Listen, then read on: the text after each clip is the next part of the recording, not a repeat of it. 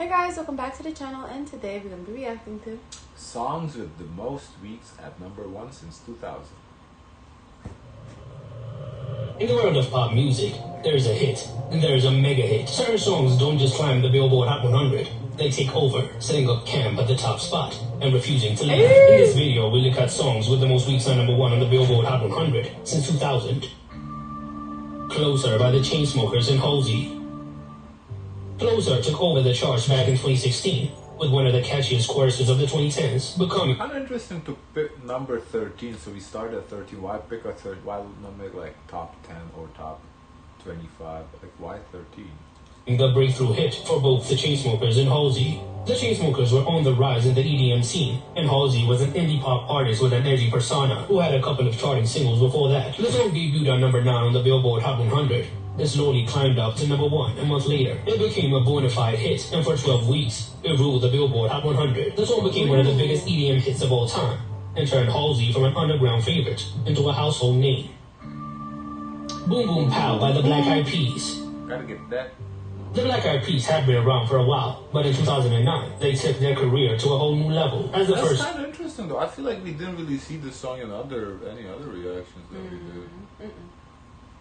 single from their 5th album, The End, Boom Boom Pow debuted with futuristic vibes, robotic vocals, and cutting-edge production that felt fresh at the time. The song debuted on number 71 on the Billboard Hot 100 and climbed up the charts slowly, becoming the group's first number 1 hit in the US, and in 2009 as the biggest song of the year, in an era where hip-hop and First number 1 hit in the US. Well, I guess first song that reached number 1, because I wouldn't say that's the first hit though. Where's the Love for me? electronic sounds were just beginning to meld. It started a trend of electronic-dominated music, spending 12 consecutive weeks on number 1. The song's success paved the way for the Black Eyed Peas to have the biggest years by any artist, as they totally dominated 2009. Yeah by Usher.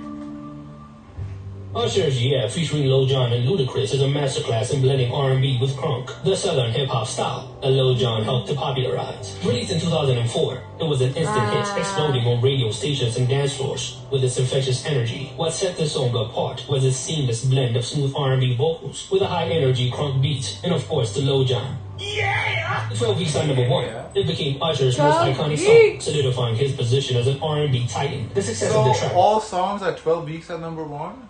Like that's... was no fluke. It was perfectly engineered to be a club banger, and it delivered. It remained on the Hot 100 for 45 weeks, becoming the lasting hit. It ended the year as the biggest song of 2004 in the US, and it remains one of the most unforgettable songs of that era, redefining Usher's career. That is true. Lose Yourself by Eminem. When Eminem released Lose Yourself in 2002, it was more than just another single. It was an anthem, written for the movie 8 Mile. The song captured Eminem's underdog story in its purest form. Like, how did they decide over writing this movie up? Like, who was like the director? Was he like part of this? Like, I would think it's Eminem's project? story. Yeah, so I wonder how did it come. No, but how did like they come up? Okay, we should do this as a movie, as a concept. I don't know. Raw, intense, and with lyrics that hit like a punch, it became an instant classic. The beat was powerful, Eminem's flow was unmatched. Because how long was his career? How long? When his career started? His first album, I think in '96, Infinite or something like that. So then to do a movie, this movie came out what year? Well, the song came out in '02, so I was in movies '02 as well.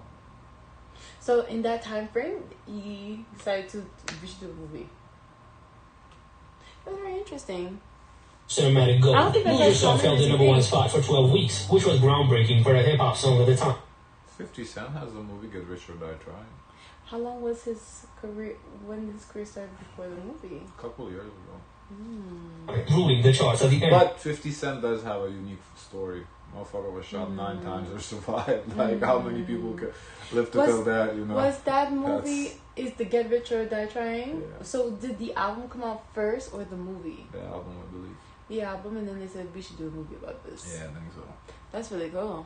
In 2002, it just didn't top the charts. I don't think too It many also won artists an do Oscar, that. a rare achievement for any pop song, and its legacy has endured to become Eminem's biggest song. It has now been certified 13 times platinum, making it one of the best-selling songs of all time. All I Want for Christmas Is You by Mariah Carey.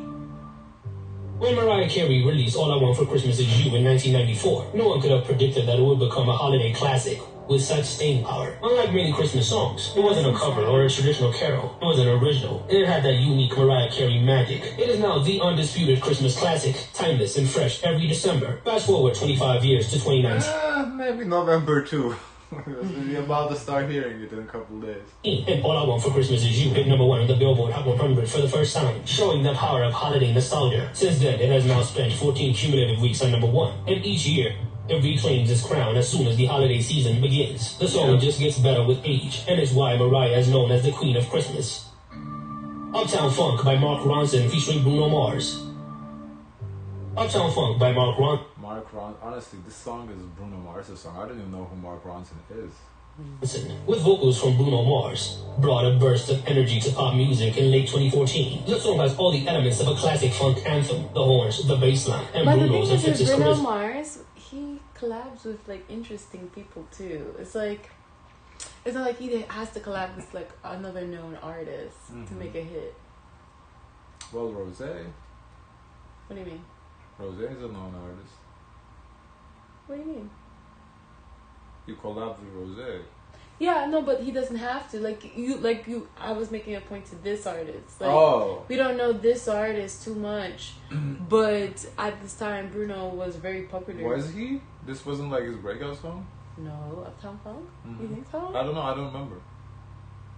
Because I'm thinking... You confused my point. I was making a point and you bring in a new point. I don't like that. Upon its initial release, it was clear that it was going to be big, but few could have anticipated just how massive it would become. With a mix of retro vibes and modern production, Uptown Funk captured listeners of all ages, dominating the airwaves, and spending 14 weeks on number 1 on the Billboard Hot 100. The music video also helped elevate the song's appeal even further. It ended 2015 as the biggest song of the year, now being certified 11 times platinum by the IRAA. I Got a Feeling by the Black Eyed Peas. 2 songs? When the Black Eyed Peas dropped I Got a Feeling in 2009, it continued their chart dominance. Produced by none other than David Guetta, the song was engineered practically written to be a party anthem. On the Billboard Hot 100, I Got a Feeling locked down the number 1 spot for an incredible 14 weeks, following Boom Boom Pow, which made the Black Eyed Peas the first act to be at the top of the Billboard Hot 100 for 26 consecutive weeks. That's half the year. After they made history in 2009, the group were solidified as one of the biggest acts of the 2000s. We Belong Together by Mariah Carey. Mariah, 2 songs as well. Mariah Carey's We Belong Together wasn't just a comeback, it was a reminder of her unparalleled dominance in pop and R&B. Released in 2005 as part of her The Emancipation of Mimi album, the song hit an emotional sweet spot with its tale of heartbreak and yearning. For 14 weeks, We Belong Together sat comfortably at number 1, becoming one of Mariah's biggest hits since the early 90s. It wasn't just another song on her discography, it was a career-defining song that proved that Mariah still had that chart-topping magic. It not only ended 2005 as the biggest song of the year, it ended the decade as the biggest song of the 2000s. As It Was by Harry Styles. Harry Styles' As It Was from 2022 is one of the standout hits from the early 2020s, released as the lead single from the Harry Styles album. With its catchy melody and vulnerable lyrics about change and acceptance, Harry had evolved from his boy band days, and As It Was his announcement that he was here to stay as a solo artist. The song dominated the Hot 100 for 15 consecutive weeks, marking the longest running solo number 1 by a UK artist. It spent a total of 38 weeks in the top 10. With its blend of 80s synth-pop influences, it resonated with fans globally, ending the year as the best-selling single of 2022 worldwide. A bar song, Tipsy by Shabuzi. Shabuzi breaking records. One of the most surprising and infectious hits of 2024. He's gonna win a Grammy. Honestly, yeah, knowing this, I do think he should win a Grammy. Like, come on, that number 3 spot of the most weeks at number 1 of Billboard, he deserves it.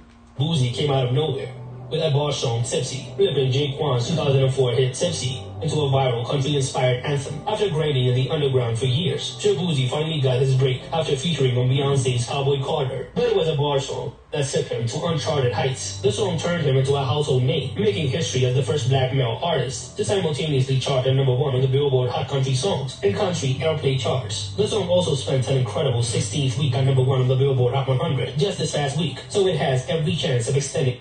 This past week, yeah, he was, because we just reacted to the past week, so he can go climb higher. Wow. Its record. Last Night by Morgan Wallen. Oh! Morgan Wallen's Last Night is yet another entry that showcases the power of blending country with pop appeal. Released in 2023, the song captured the angst of a late-night regretful encounter. Morgan Wallen was already a huge name in country music, but this song took it to another level as it went straight to the top of the Billboard Hot 100 for an impressive 16 weeks. Last Night didn't just stick to the top of the charts, it started a trend of country songs, dominating the Hot 100. While country music did well in its own niche, Last Night proved that it could break out and rule the mainstream, as it was the biggest song of 2023 in the US.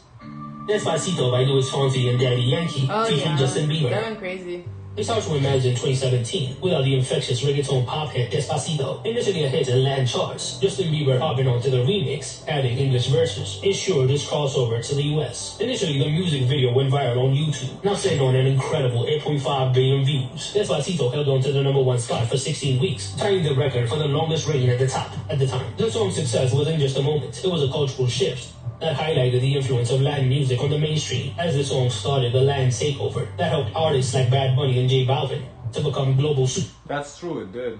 I do think that was the first song to kind of make a mainstream break for Latin music. And not Shakira? Old Town. Shakira. The thing with Shakira's English music was popping, not her Spanish music.